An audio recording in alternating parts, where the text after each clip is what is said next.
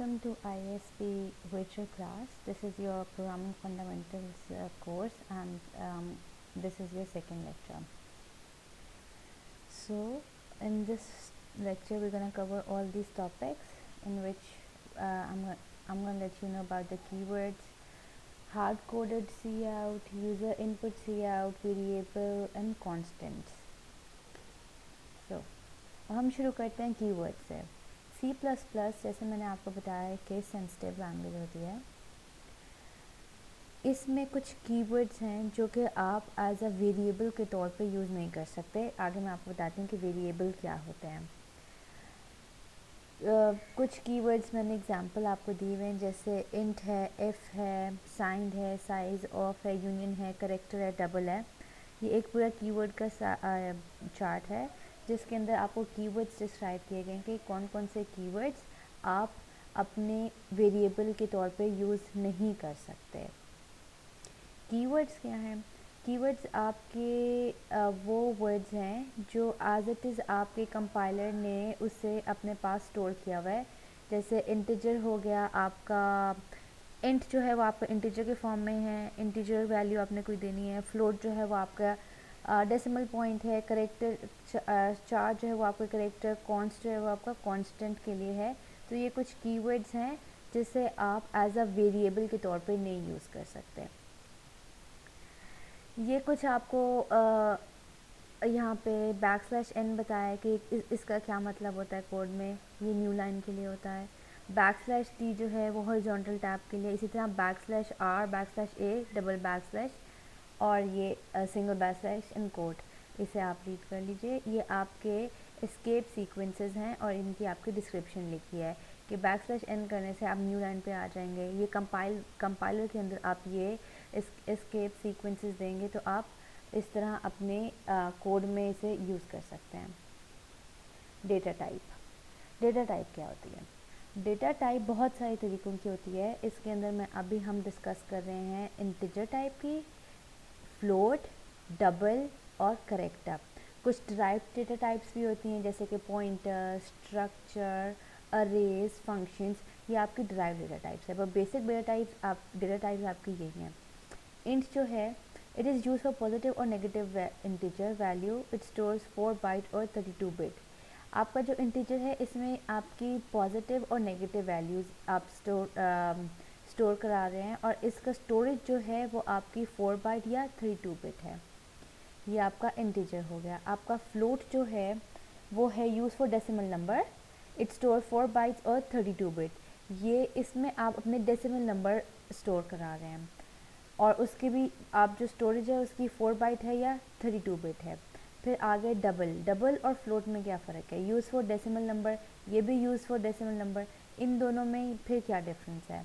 एक तो इसकी स्टोरेज बाइट जो है वो 8 बाइट्स है, और it has more precision than float.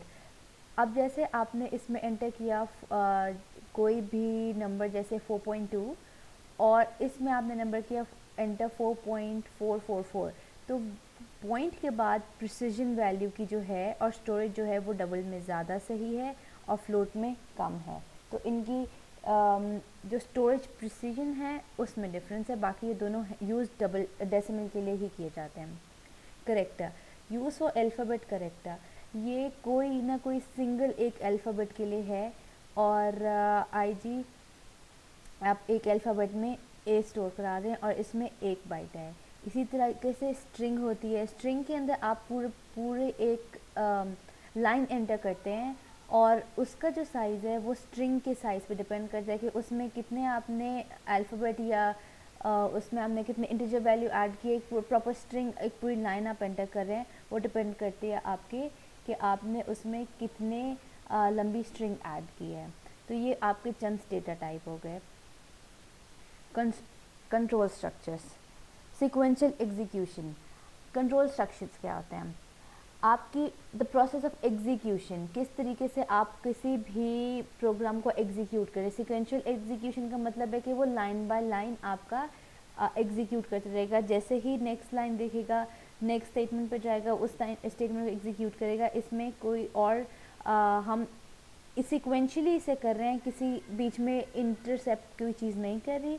Line by line हम इसे एग्जीक्यूट कर रहे हैं। Transfer of control, transfer of next statement execute not next one in sequence. अब आपने उसको बताना है कि आप किस ट्रांसफ़र पे, आप किस स्टेटमेंट पे जाना चाह रहे हैं, तो वो नेक्स्ट एग्जीक्यूट नहीं करेगा, वो इसी तरीके से अपनी एग्जीक्यूशन करेगा जो उससे आपने बताया है। 3 control structure, sequence structure, program execute sequentially by default. आपका जो बाय डिफ़ॉल्ट है वो सीक्वेंस है, अगर आपने उसे कुछ नहीं बताया तो वो सीक्वेंस में ही उसे एग्जीक्यूट करता जाएगा। सिलेक्शन स्ट्रक्चर्स, रिपीटिशन स्ट्रक्चर, जैसे मैंने आपको बताया ट्रांसफ़र ऑफ कंट्रोल, इसके अंदर आपके आते हैं सिलेक्शन स्ट्रक्चर और repetition. Transfer of control if else और स्विच की स्टेटमेंट्स हैं। अगर आपने उसे बताना है कि आपने ये स्टेटमेंट रन करनी है या ये वाली नहीं तो अगली वाली करनी है, तो इफ़ एल्स का मतलब ये है। वाइल डू वाइल का भी यही मतलब है कि आप ये करना चाह रहे हैं या इसके बाद अगेंस्ट ये वाली करना चाह रहे हैं या फॉर स्टेटमेंट करना चाह रहे हैं। तो इसमें जो आपका ट्रांसफ़र कंट्रोल है वो आप बता रहे हैं कि आप कौन सी स्टेटमेंट एग्जीक्यूट करना चाह रहे हैं और कौन सी नहीं। सीक्वेंस में वो line by line by default उसे उसी तरीके से एग्जीक्यूट करता जाएगा। तो ये आपके हो गए कुछ कंट्रोल स्ट्रक्चर्स। वेरिएबल्स, वेरिएबल क्या होते हैं? हमारा इस लेक्चर का बेसिक जो फोकस है वो वेरिएबल्स पे ही है कि वेरिएबल क्या होते हैं, वेरिएबल को डिक्लेयर कैसे किया जाता है और वेरिएबल को इनिशियलाइज कैसे किया जाता है। So variable are location in memories where value can be stored. इसका मतलब ये है actually they are just the location in memory where value can be stored. जो एक वेरिएबल है वो बजाते खुद कुछ भी नहीं है, वो एक स्टोरेज स्पेस का नाम दिया गया है कि लेट्स सपोज हमने कह दिया A, so basically they are nothing but a name given to a storage area that a program can manipulate.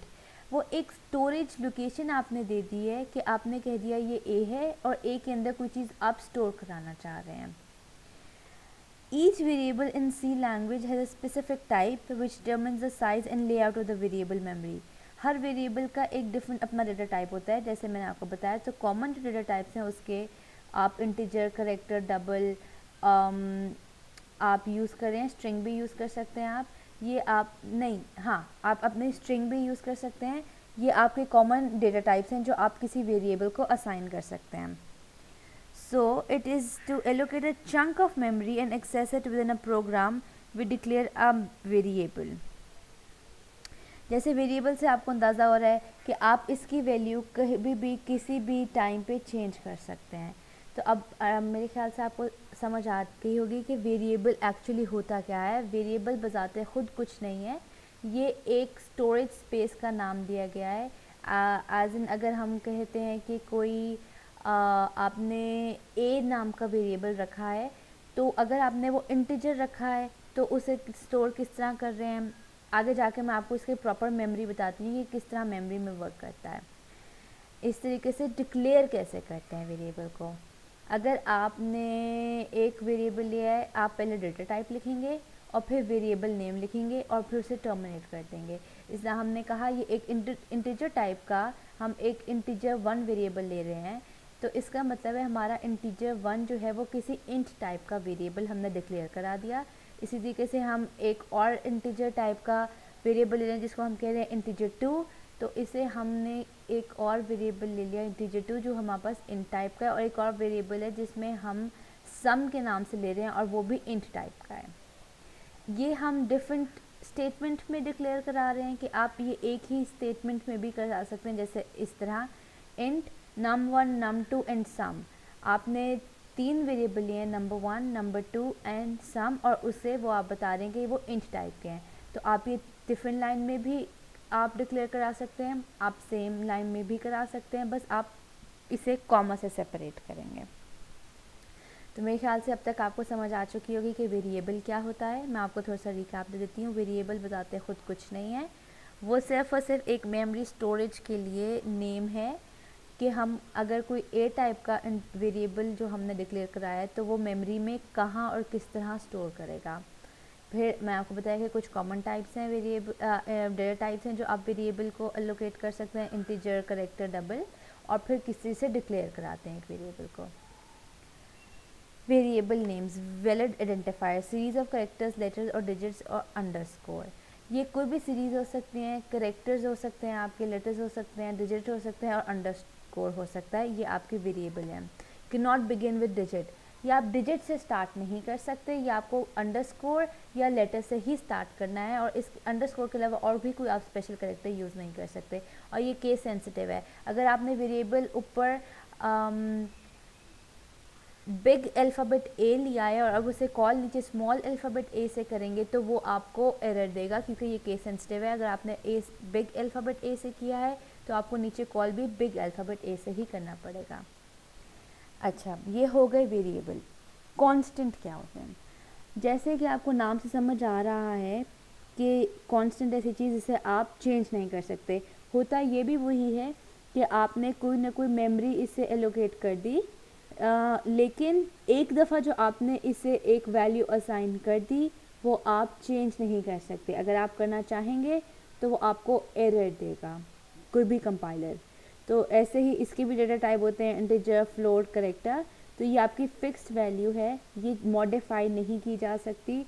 और इसे लिखने का तरीका ये है कि आप कॉन्स्ट का पहले कीवर्ड देंगे, अपना डेटा टाइप लिखेंगे, अपना वेरिएबल लिखेंगे और उसे कोई ना कोई वैल्यू असाइन कर देंगे। आगे मैं आपको बताती हूँ कि वेरिएबल या कांस्टेंट को वैल्यू असाइन कैसे की जाती है। Naming conventions for variable and constant, it should be meaningful and descriptive. हमारा जो नेमिंग कन्वेंशन हम यूज़ कर रहे हैं कि आपका वेरिएबल या कांस्टेंट आपको किस तरीके से ये प्रेफरेबल है। आप यूज़ तो ए बी सी के नाम से भी कर सकते हैं, लेकिन आप अगर सम का कोई करना चाह रहे हैं तो आप उसे num1, num2 और सम के एज अ वेरिएबल सेव कीजिए ताकि वो मीनिंगफुल और डिस्क्रिप्टिव हो, ताकि अगले को समझ आ सके।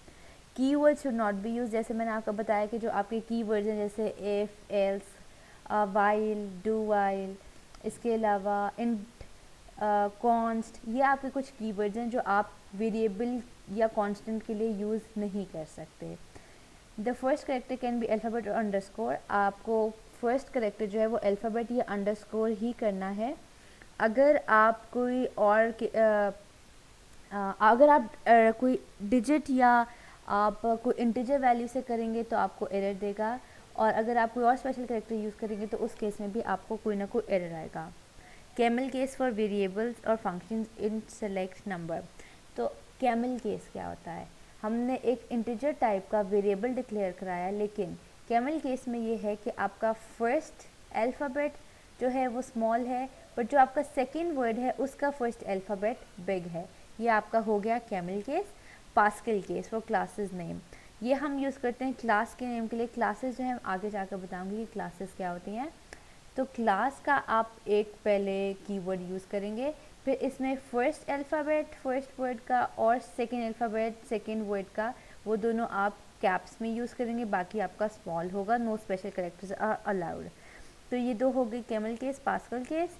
मैं आपको थोड़ा सा रिकैप दे देती हूँ कि ये आपका जो वेरिएबल है और जो कांस्टेंट है वो मीनिंगफुल और डिस्क्रिप्टिव होने चाहिए, ताकि यूज़र या कोई क्लाइंट जिसे आप कुछ डिप्लॉय करना चाह रहे हैं तो उसे पढ़ के अंडरस्टैंडिंग हो जाए कि आप कौन से वेरिएबल में किस चीज़ की वैल्यू स्टोर करा रहे हैं।